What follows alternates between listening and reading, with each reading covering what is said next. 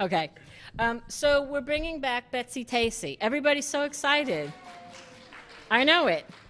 So we're doing 6 books, 2 to a omnibus, 2 to a box, 2 to a set. And so the first 2 books, I'm not going to go into the descriptions of these books because it's Betsy Tacy. What else do you need to know?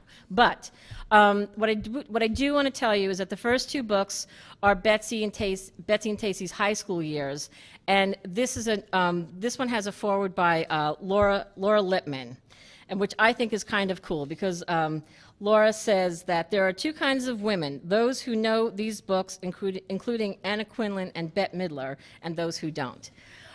So how cool is that? So that's the first set of books, and these are all coming out in the fall. And then the 3rd and 4th books are the continuation with the foreword by Anna Quinlan.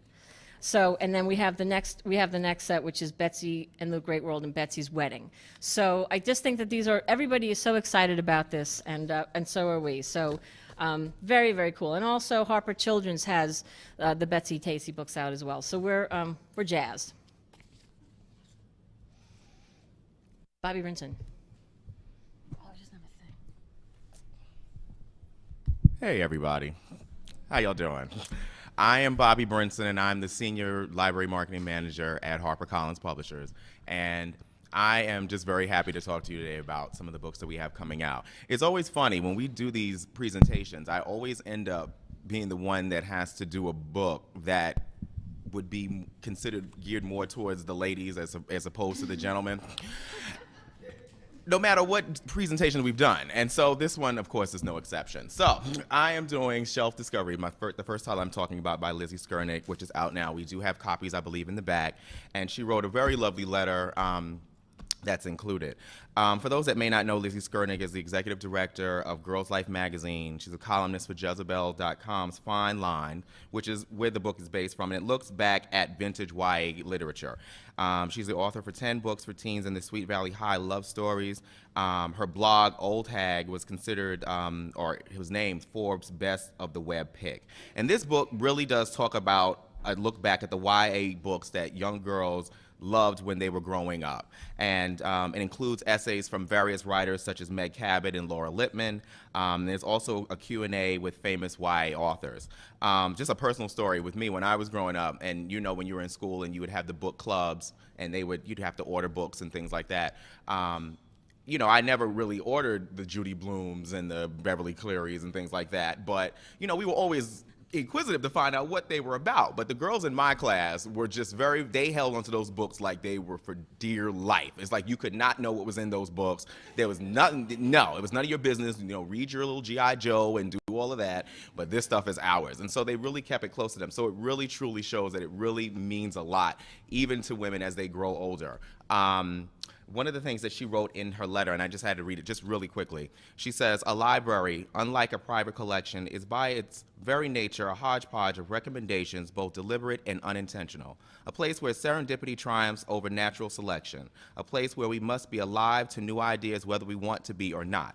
In that public school library, I learned that the items I didn't know I wanted were often the ones I grew to treasure the most, and that to make do is to also make discoveries. That was not only a guide to the best kind of reading, it was the best guide to the best kind of life." So definitely, if you don't have a copy, check that book out now.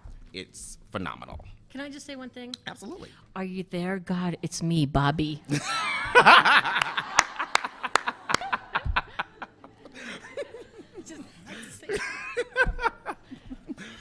My next book, by the time you read this, by Lola Jaye, this book will be out in August. Actually, I believe we do have copies now. This book I would consider to be a manual, if you will, a manual for life. And who in this day and age wouldn't want to have some sort of a manual to guide you through life, and so you can avoid some of the pitfalls that inevitably come around. This book is a story of a father who finds out that he only has 6 months to live, and he's 30 years old. And so what he decides to do is to leave a book, or a manual, if you will, for his daughter. And it sort of chronicles all the things that she may go through from the ages of 13 to 30. And anything from love to jobs to, teenage growing up, growing pains, things of the nature.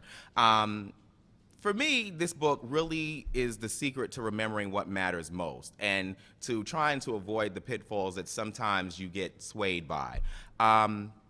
What's interesting about the author is that the author was a foster child. So the character of the father that she created was based on what she thought her ideal father would be. And so she really went above and beyond to capture who the father was, what he was trying to instill in his daughter, so that even though he wasn't there, he knew for sure that she was okay. So this book is out. Definitely check it out. It's a wonderful read. Lies My Mother Never Told Me by Kaylie Jones. This book will be out in August. This, I believe we do have a video clip of this, so I don't want to say too much about it, but for me, this book is really the author's life journey of finding herself, discovering family secrets and a personal evolution that she had. For those that may not know, Kaylie Jones is the daughter of prize-winning author James Jones, and I don't want to say too much because she really captures what the book is about. So, on to the video clip. Just one moment.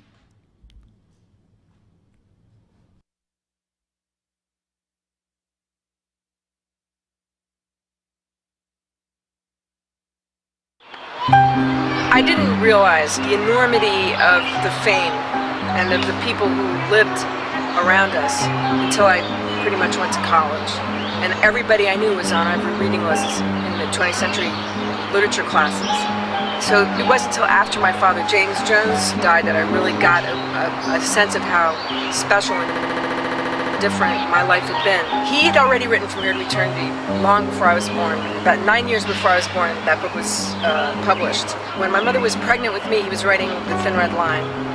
So when I went to write this book, what I was trying to address in some sense was the myth of that perfect, idyllic city of lights, Paris childhood, that so many Americans went there to write and to drink and to have freedom. And it was glamorous and beautiful and fun and liberal and wonderful. But there's a darker side to that story too, which is the whole society was poisoned by alcoholism. My father also wrote about it, but it's interesting that he was able to see it from the outside, but not from within himself. And that he knew his father died of alcoholism and still wasn't able to recognize the true symptoms in himself or in his wife. My mother drank all day. I mean, from the minute she got up until she went to bed. Everything demanded a shot of scotch, so she sort of maintained all day and then was really lit by 6 o'clock. I was on a downward spiral too through this whole thing. I mean, my mother and I used to go to Elaine's and sit there and drink until, the place closed. Everything was wrong with this picture, but yet I couldn't, the thought of stopping was just inconceivable. It was really that emotionally I was in a great depression. A friend of mine who'd stopped drinking informed me gently that I should probably stop, and that was the beginning of a whole new life for me. I met my husband after I stopped drinking. I had my daughter, and she's never ever seen me drink. And I found Taekwondo, and it was good exercise, but it was also very disciplined exercise. It's been almost 8 years ago, I think, that I started. So I've had my black belt like 2 years now. If my mother knew that I'd written this book, she would make every effort to completely assassinate me, and that's okay. I understand that. I was silenced for so long on this subject, and suddenly I sat down and I felt so empowered. I felt empowered for every kid of an alcoholic who ever had to shut up and not tell the truth about this. Did I lie? Phenomenal.